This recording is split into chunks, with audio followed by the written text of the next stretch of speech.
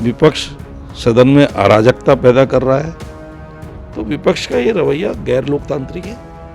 क्या election commission को हम जवाब देने के लिए बुला सकते हैं? क्या जो लोग इस दुनिया में रही हैं उनके नाम वोटर लिस्ट में होने चाहिए क्या? ये केवल अपने आप को समझते हैं कि हमको यहाँ का राजा होना चाहिए। संसद के मानसून सत्र में एसआईआर को लेकर लगातार हंगामा देखने को मिल रहा है। आज भी इंडिया ब्लॉक की तरफ से एक प्रेस कॉन्फ्रेंस की गई और ये मांग की गई कि एसआईआर को लेकर संसद के अंदर चर्चा होनी चाहिए, क्योंकि केंद्र सरकार जो है एसआईआर के माध्यम से वोट चोरी का काम कर रही है और कई तरह के आरोप जो है वो कांग्रेस के अध्यक्ष मल्लिकार्जुन खड़गे ने भी लगाए और उन्होंने एक पत्र भी लिखा है इसको लेकर और उपसभापति से मांग करी है कि इसको लेकर चर्चा भी होनी चाहिए राज्यसभा में।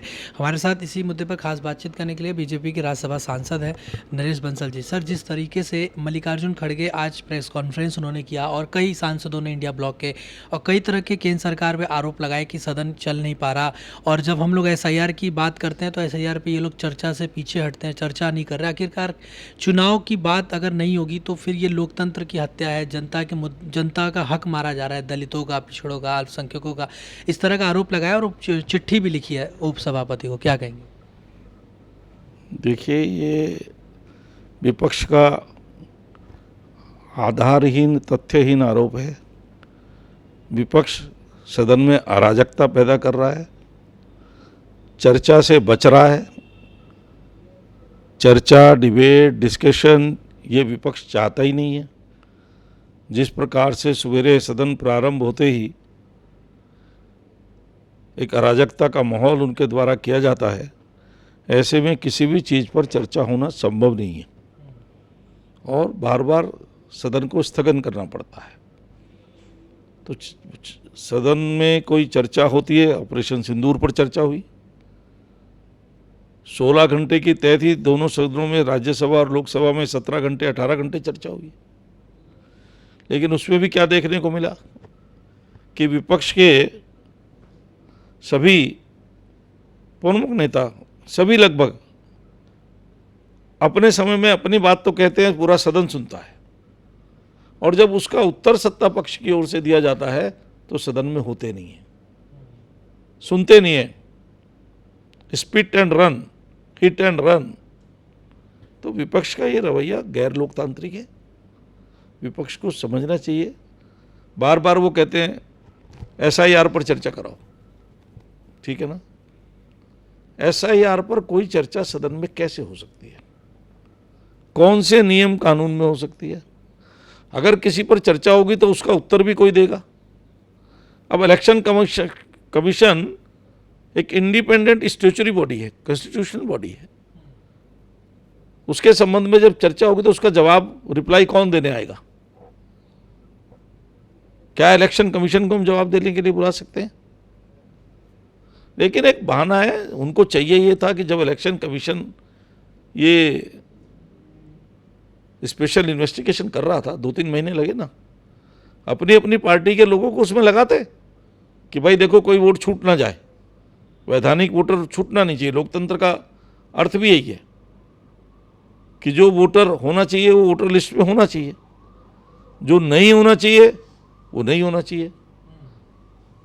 मैं विपक्ष से पूछता हूँ, बताएं क्या जो लोग इस दुनिया में रही हैं उनके नाम वोटर लिस्ट में होने चाहिए क्या? ऐसे ही नाम तो कटे। या जो दूसरे राज्यों में बस गए, वहाँ वोट डालते हैं, उनका वोट वहाँ होना चाहिए क्या? 2 जगह दोहरा वोट होना चाहिए क्या? लेकिन वो मानते हैं, क्योंकि आपने देखा तेजस्वी यादव इसमें फंसे हैं, 2-2 वोटर आईडी है उनके पास। उसका क्या मतलब है? फर्जी वोटिंग की ओर कहीं ना कहीं ये इशारा करता है। क्या जो घुसपैठी हैं उनके वोट होने चाहिए क्या वोटर लिस्ट में? क्या वो हमारी सरकार तय करेंगे कौन होनी चाहिए कौन नहीं होनी चाहिए? इन 3 चीज़ों पर काम हुआ है, नाम कटे हैं।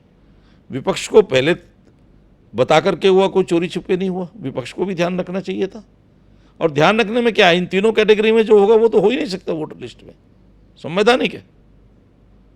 जो इन लिस्ट में कोई मान लिया जेन्युइन वोटर है वो छूट रहा है, तो उसके लिए विपक्ष को भी सहयोग करना चाहिए, वो छूटे नहीं। सभी दलों की जिम्मेदारी है कि वो इसको निभाएं कि जो जेन्युइन वोटर है वो वोटर लिस्ट से छूटे नहीं, और जो फर्जी वोटर वोटर लिस्ट में है वो वोटर लिस्ट में हो नहीं। ये सबकी जिम्मेदारी है ध्यान रखना। अभी तक भी आज 6 तारीख हो गई है, किसी भी राजनीतिक दल ने चुनाव आयोग को कोई कंप्लेंट किसी बारे में कि किसी का वोट छूट गया या कोई गलत वोट रह गया अभी तक नहीं की है। और 1 महीना मिला है, अभी 1 महीना है, तो सारा संगठन लगा करके विपक्ष के लोगों को चाहिए कि जो गलत वोट रह गए अभी भी वोटर लिस्ट में उनको कटवाने में योगदान दें, और जो छूट गए वोटर लिस्ट में आने से उनको जुड़वाने में अपनी पार्टी के लोगों को लगाएं। वो नहीं करेंगे, जो करने का काम है वो नहीं करेंगे। हल्ला मचाना, डिस्टर्ब करना।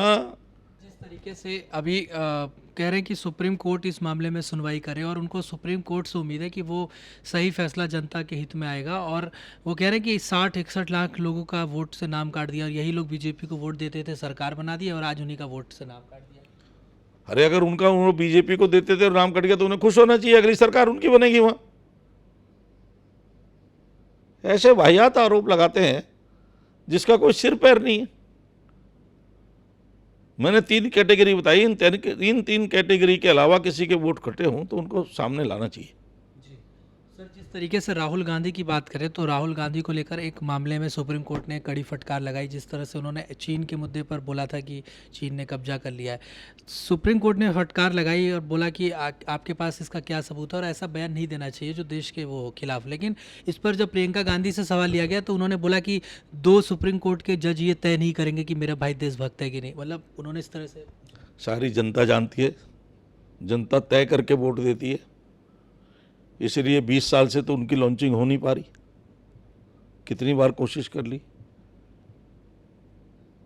इसलिए इस प्रकार की बात कहना ये उनका अपना वो है, क्योंकि ये परिवार बहुत घमंड वाला परिवार है, जिनको ये लगता है कि हम तो पैदा ही हुए हैं राज करने के लिए,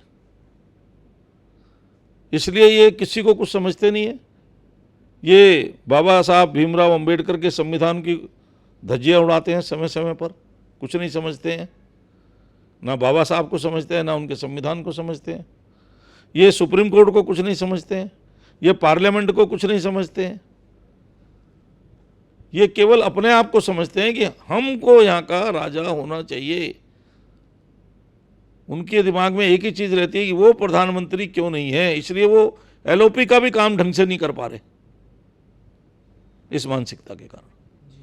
सर अगर बात की जाए, अभी आज एक बड़ी घटना जो हुई है, स्वामी प्रसाद मौर्य पर हमला हो गया, उस पर उसको आप कैसे देखते हैं? क्योंकि वो लगातार जिस तरह से सनातन के खिलाफ बयान दे रहे थे और उसके बाद उन पर फूल, जब किसी ने माला पहनाया तो उसी पर अटैक कर दिया, तो इसके बाद वो ये कह रहे हैं कि मैं चूँकि मेरे पर ये हमला जो है करनी सेना बीजेपी के लोगों ने करवा दिया, इस तरह से। अब इस बारे में मुझे कुछ नहीं कहना, ये तो जैसा करोगे वैसा भरोगे। मैं किसी पर हमले का पक्षधर नहीं हूँ, लेकिन लोकतंत्र में लोगों की भावनाओं को ठेस पहुँचाने वाला वक्तव्य देने वालों के भी मैं पक्षधर नहीं हूँ, इसलिए सोच समझकर बोलना चाहिए। धन्यवाद सर। तो देखिए, हमने बातचीत करी बीजेपी के सांसद नरेश बंसल से। वीडियो जर्नलिस्ट मयंक के साथ में हिमांशु दुबे, डेली 24 भारत, दिल्ली।